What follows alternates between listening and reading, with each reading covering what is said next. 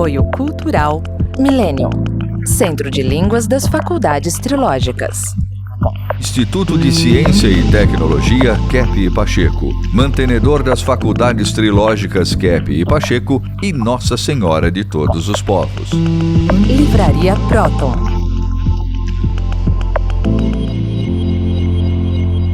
Olá, telespectadores do nosso programa sobre a Ciência Trilogia Analítica, que faz a unificação da ciência, da filosofia e da espiritualidade, da teologia.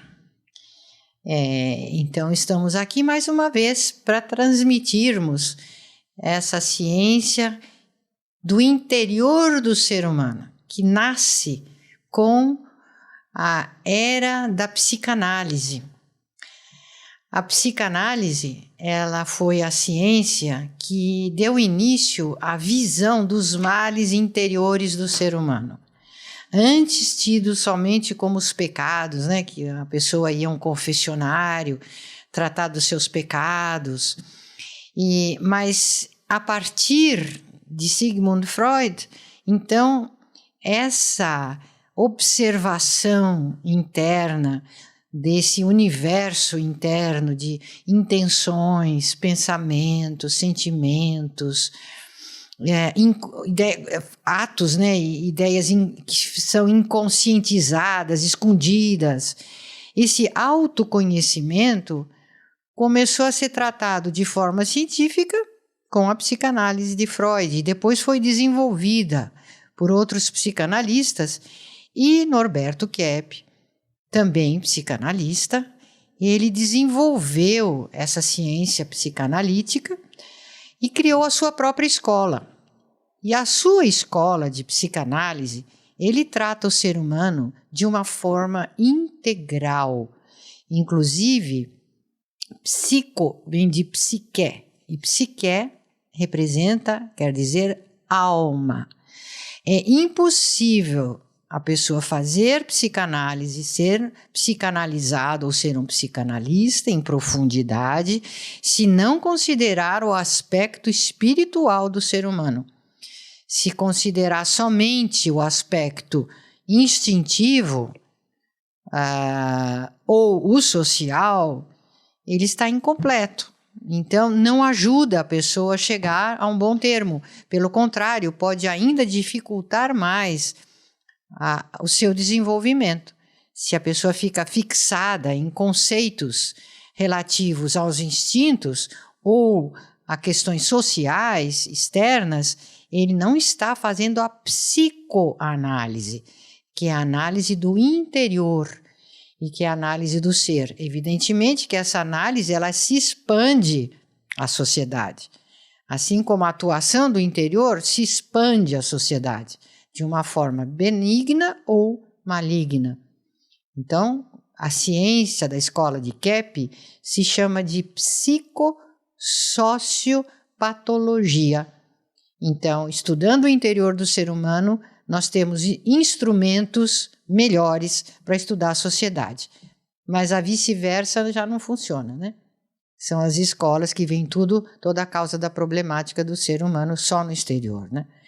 Então, Dr. Kepp, parece que a humanidade, pouco a pouco, caminha para essa era da interioridade, né?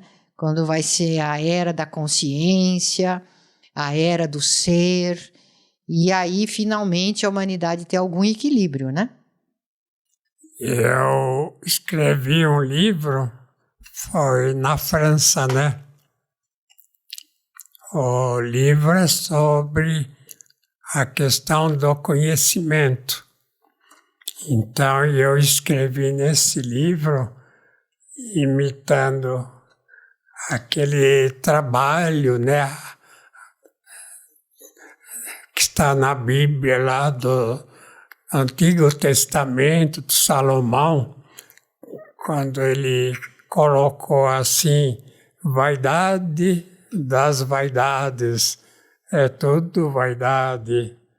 Então, eu pensei o seguinte, que a questão da vaidade é uma questão até muito leve, né? Então, eu escrevi esse livro Qual o nome dele, né, Cláudia? A Libertação pelo Conhecimento, a Idade da Razão. É um livro que eu escrevi na França para dizer o seguinte, que o problema fundamental é a corrupção. Então, em vez de vaidade de Salomão, eu pus assim, corrupção das corrupções. É tudo corrupção. Por exemplo, o que é corrupção? Vamos dizer, quando fazem uma guerra. Como está vendo agora, né? A questão da Rússia e da Ucrânia. Então, muitos da Ucrânia ficam lá, abandonam a família, porque querem ser heróis. Vão matar lá os invasores. Então, eu estou dizendo o seguinte, que a questão da guerra, quando o indivíduo lá vai matar outro, e ainda tem medalhas como heróis, então, esse indivíduo não é herói, ele é assassino. Guerra é um processo de assassinato coletivo.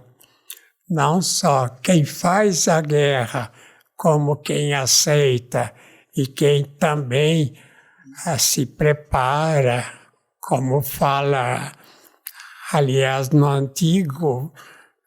antiga filosofia, tem uma palavra que diz assim, parabellum, quer dizer, para a paz, né? Prepare-se para a guerra. Isso é um lema totalmente imoral. O pessoal devia falar, se quiser a paz, se prepare para a guerra. Se prepare, não para matar os outros. Não se prepare para a guerra, se prepare para a paz. Então, vamos dizer que o ditado devia ser o seguinte, se você quer a paz, se prepare para a paz. Como é que se preparando para matar outro vai ter paz? Então, matando o outro, mesmo que seja na guerra, em defesa, é uma coisa imoral.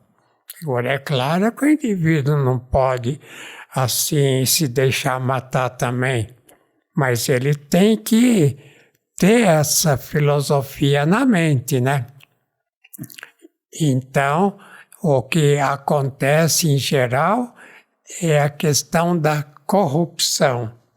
Então, se, por exemplo, eu vou dar outro exemplo, o país que empresta dinheiro, o que a pessoa acha de um país que precisa emprestar? Você acha que é importante emprestar? Então, o empréstimo, pegar dinheiro emprestado, é uma nação, um indivíduo que querem viver fora da realidade, né? Uma coisa sem ética. Não está organizando a vida de acordo com a sua realidade. Está no delírio. Então, como é que um país gasta mais do que tem? É como um indivíduo que gasta ganha mais X e quer gastar 2X. Isso. Então, um país que empresta dinheiro, que fica em dívida, é um país imoral. Corrupto. Antiético. De acordo com este livro, é um país corrupto. E os governantes que pegam dinheiro emprestado para o seu país são corruptos. Eu gostaria que vocês dessem exemplos também de corrupção. Então, a questão de gastar mais do que pode, do que tem meios, é uma corrupção. E o país que empresta, que dá o dinheiro, sabe que o outro não vai pagar, então passa o laço no pescoço do outro. É um país que empresta, é um país ladrão, sabe que o outro não vai pagar. Então, como acontece no Brasil, né? não tem como ter assim uma vida confortável, então empresta dinheiro, seja dos Estados Unidos, da Europa. O que acontece, né? Então esse país fala, então essa terra, essa mina é minha. Você não pode pagar, então me entrega essa mina. Então o país entrega uma mina de esmeralda, como aconteceu. Ou então começa a vender o material, né? Ferro, tudo mais, a preço vil, né? Então, outro que empresta, e esse que é o emprestador, né? São países imorais. A guerra, aliás, é uma coisa imoral. Como fazer guerra? O que é isso? Guerra é matar um ou outro, e matando como Primeira, Segunda Guerra, a Alemanha nunca mais se reergueu como tinha antigamente, um desenvolvimento incrível. Eu gostaria de pôr um gráfico aí para vocês lerem. O primeiro nós já comentamos em outros programas, né, Cláudia? E o segundo, mas vamos lembrar, né? Porque quem está vendo pela primeira vez, sinais de enfermidade psíquica, em primeiro lugar, o indivíduo que se coloca acima dos pais, professores, analistas, etc. É o sabe tudo. E, em segundo lugar, a pessoa que acredita que não precisa de tratamento psicológico. Então, essa questão, quando fala para uma pessoa, você tem angústia e tem aquilo, vai fazer análise, ele fala, não, eu não sou louco. Mas fazer análise, né, porque é louco, é porque é aparentemente normal e cheio assim de defeitos. Por exemplo, a pessoa não ganha o suficiente para ter uma família e tem uma família, casa. É louco. Vocês têm algum exemplo? Eu estava pensando, doutor Keppe, essa questão, né? De se preparar para a guerra, e na medicina a gente vê que a pessoa se prepara para a doença. Ela não quer preservar a saúde e perceber, conscientizar o que ela faz contra a própria saúde. Então, ela paga umas quantidades aí enormes para garantir um tratamento no hospital, mas não quer fazer o que ela precisa para conservar a saúde que ela tem. Seguro-saúde, né? Tratamentos de seguro-saúde, né? Tem um exemplo muito recente, Dr. Keppe, na entrega do Oscar, tem aquele ator famoso Will Smith. Ele foi receber o Oscar, né? Então ele estava com a esposa e todo mundo lá, e o apresentador fez uma brincadeira com ele e com a esposa. Ele se levantou, foi lá e deu um tapa na cara do apresentador e fez um nível de tão baixo nível, eu achei aquilo muita corrupção dessa mentalidade americana do tudo pode, né, Dr. Keppe? E com essa mentalidade eles vão e destroem outros países. Aliás, viu, né? César, em outro país, um país europeu, um apresentador jamais faria aquela brincadeira que o apresentador fez com a esposa do dois lados, Willis, né? Will Smith. Will Smith. São os dois lados, né? É tudo doutora corrupção, Cláudia? né? Porque ele agrediu, ele desrespeitou, fez uma brincadeira de mau gosto, e o outro ficou tão furioso que foi lá no palco e deu um tapa mesmo. Por exemplo, a pessoa que não quer trabalhar, né?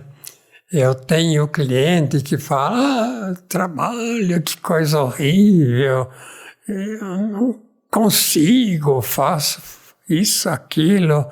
Quem não quer trabalhar é imoral. O que Ortiz acha? Eu estava pensando, Dr. Keppe, naquela questão que o senhor falou da pessoa que não quer fazer análise, né? E eu me lembrei, na hora que o senhor estava falando, de um amigo meu da Folha de São Paulo, que era até um jornalista muito bom. E eu falei para ele estava doente naquela época, eu falei que ele devia fazer análise. Ele falou, não, eu não preciso disso, eu não sou louco.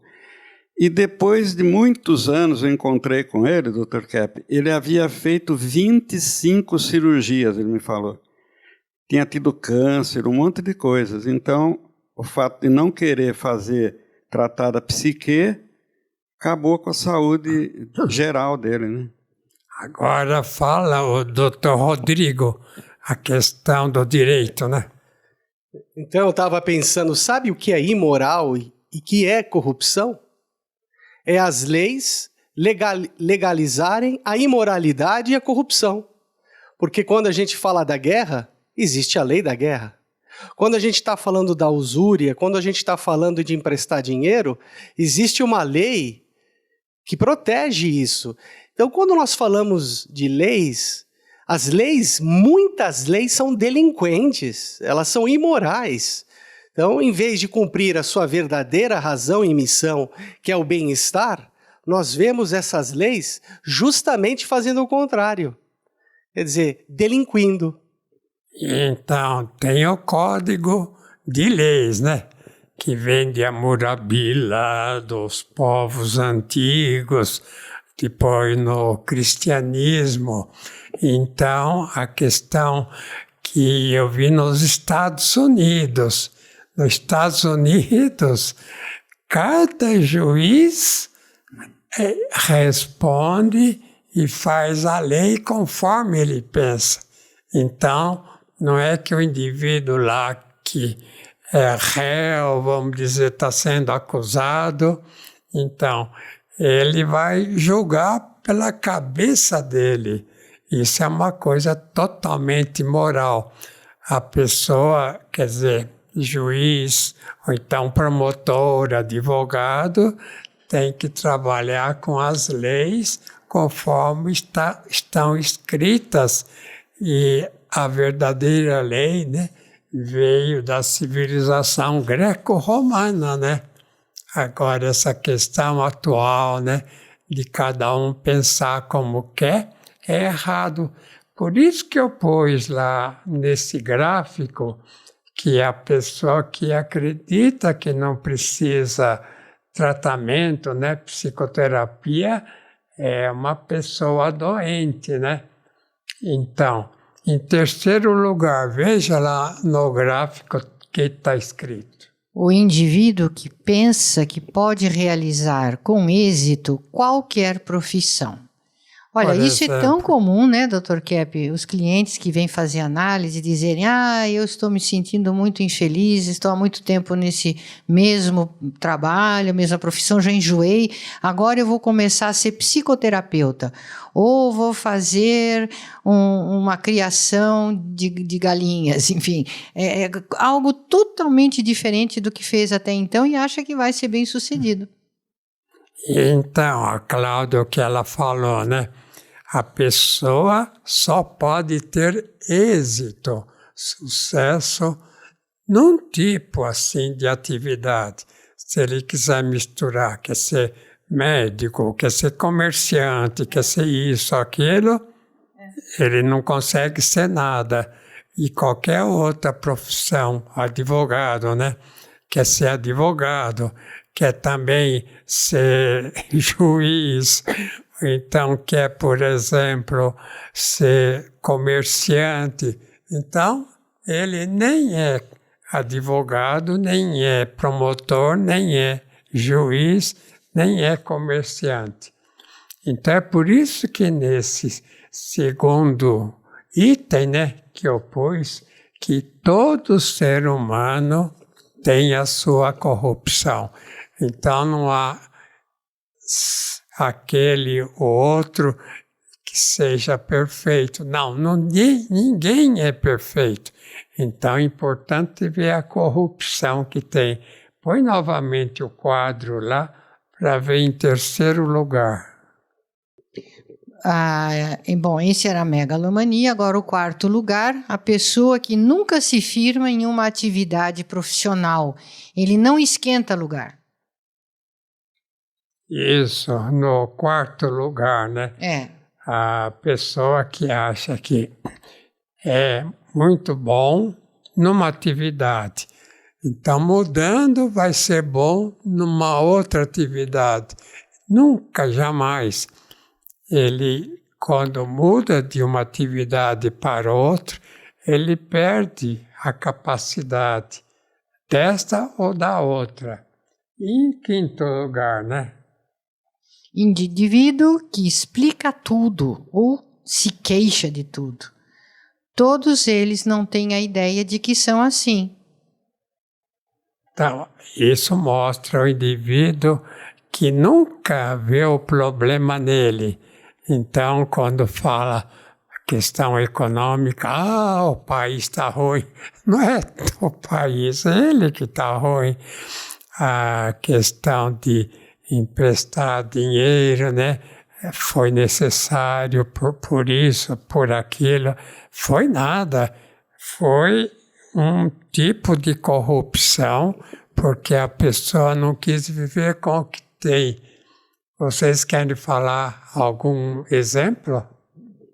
A Selma fala. Eu posso dar um exemplo, Dr. Kepp, que o senhor está lá apresentando um gráfico de sinais de enfermidade, né?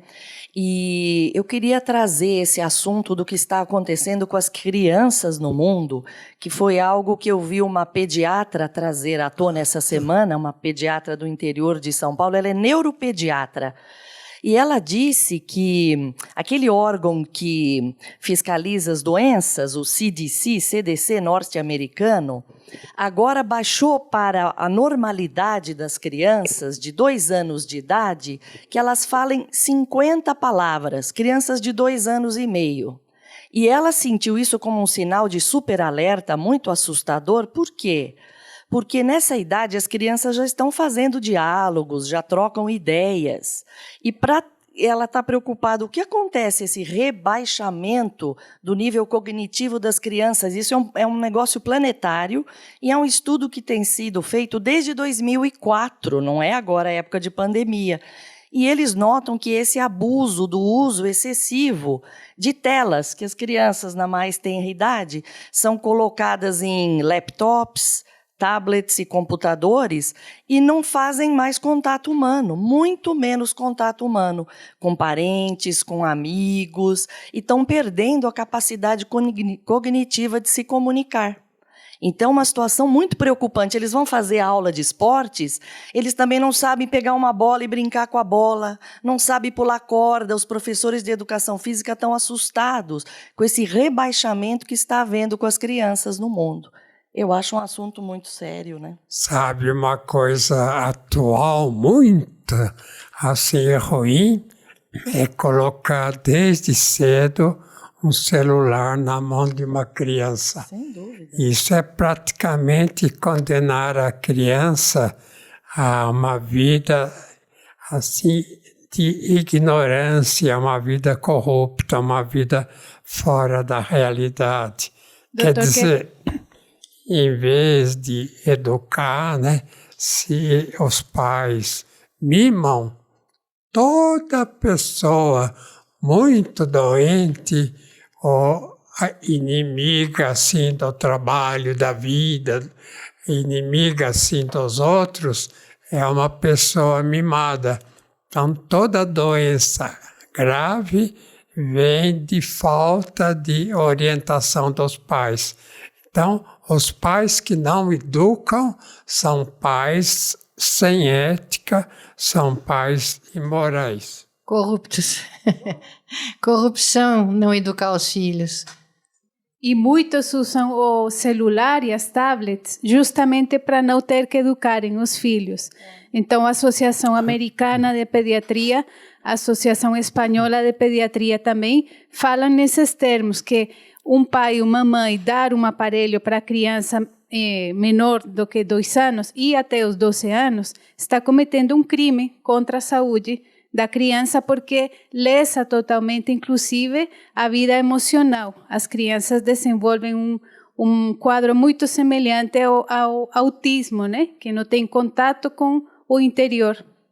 Eu me lembro, Dr. Kepp, que o senhor costumava dizer, né, há muitos anos já, às clientes, por que vocês querem ter filhos se vocês depois não querem educar os filhos? Porque educar os filhos dá bastante trabalho. Então, por que querem ter filhos? Por uma questão até de narcisismo, né? as mulheres, às vezes mesmo os homens, é o meu filho, sou eu nessa criança, né? Então, como eles são os criadores de um ser, de um novo ser, então esse narcisismo pode ser extremamente nefasto, porque depois não vão educar os filhos. Agora, viu, Cláudia? O uso do celular dia e noite é uma coisa absolutamente imoral, estúpida e contra a própria inteligência. Porque, né? Porque em vez do indivíduo aprender a trabalhar, a se desenvolver, ele fica brincando às vezes no celular. É um vício. Nesse vício é pior do que das drogas. As drogas não causam tanto prejuízo como o indivíduo no celular dia e noite, vendo. É verdade. Tá bom, estamos na hora. Até a próxima. Até.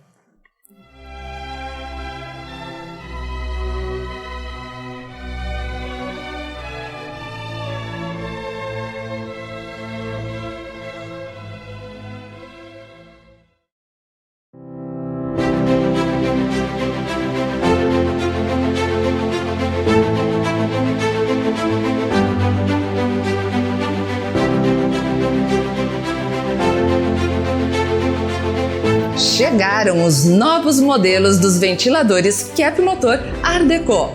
Ventilador de parede oscilante. Ventilador de mesa oscilante. Equipados com a tecnologia de motores ressonantes da nova física de Kep. Captam e transmitem o magnetismo para o ambiente. Conheça os benefícios dos ventiladores Kep Motor. Brisa fresca e agradável, pois o motor não esquenta. Economiza até 80% de energia elétrica. Tecnologia internacionalmente premiada. Acesse nossa loja virtual e conheça os novos modelos Art Deco. kepmotorshop.com